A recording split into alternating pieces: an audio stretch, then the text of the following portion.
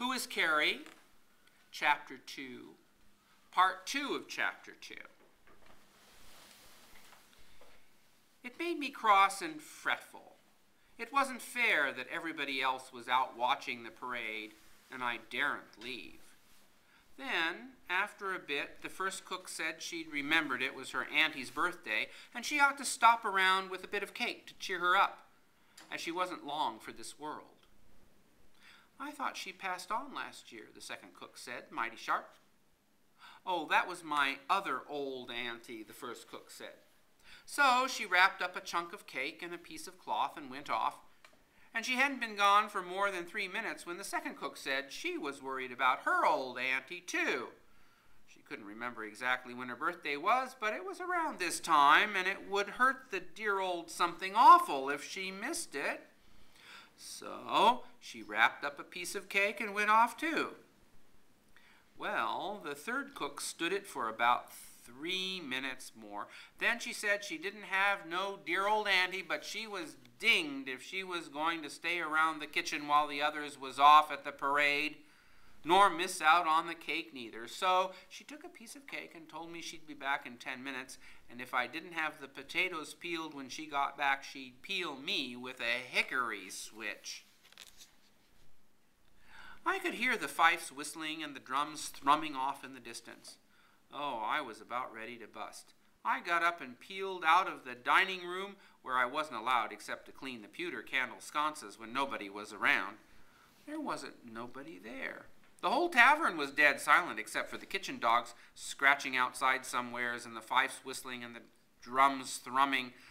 I couldn't stand it no more, and I just turned and run out of there, figuring if I stayed for 5 minutes, just long enough to have one little peek at the parade, my curiosity would be satisfied, and I'd be comfortable with myself and wouldn't mind peeling them potatoes.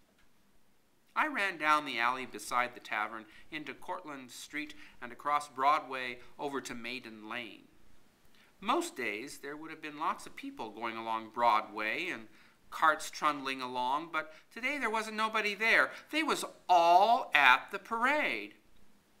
I got along a little when I realized that the fifes and drums wasn't coming from Queen Street no more. They was coming from a little further downtown, and I realized that the parade must already have got to City Hall. I stopped running. It made me sick to think I'd miss seeing George Washington parade by. There'd be a huge mob down there, and it would take too much time to push my way through to try to see him. It was too risky.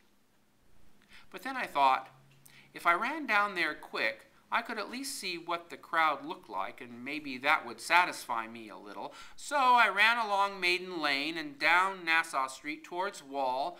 As I got closer, the crowd got thicker and thicker until it was packed so tight I could hardly wriggle through. I knew I ought to stop and go back. It was likely that the cooks was headed back already, but I kept on pushing forward, not able to see anything but skirts and belts and trousers, and overhead just a scratch of blue sky, until I banged smack into a lamppost. I looked up. There was a couple of boys up there younger than me, so I grabbed a hold of the post, shinnied up it 5 feet, and clung there looking out over the crowd. Right ahead of me was City Hall, a mighty big stone building with windows shining in the sun and a flagpole on top with no flag up it. There was a little balcony jutting out from the second floor over the door. They'd set up a table there and a couple of chairs.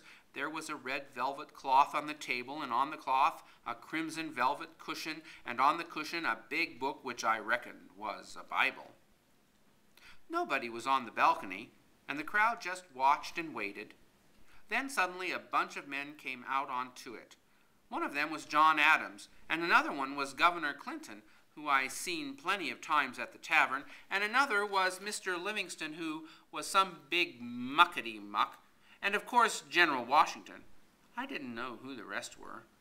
Well, the crowd let out a shout, and then they fell dead silent. Nobody even whispered or stirred, but stood stock still, watching.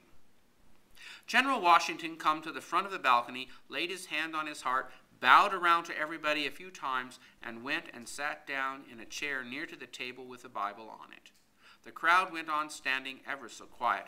Finally, Washington stood up and laid his hand on the Bible. Mr. Livingston stood opposite and read out the oath, which was all big words, and got past me without leaving no stain on my brain. General Washington put his hand on the Bible and set it all back. When he was done, he bent down and kissed the Bible. Someone shouted, "Long live George Washington!" A flag shot up the flagpole on top of the building. The church bells all around the city began to clang. The cannons down at the battery began to bang. The people began to shout and fling their hats up in the air, which wasn't sensible, as they'd never find them again. A chill went up my back and across my head.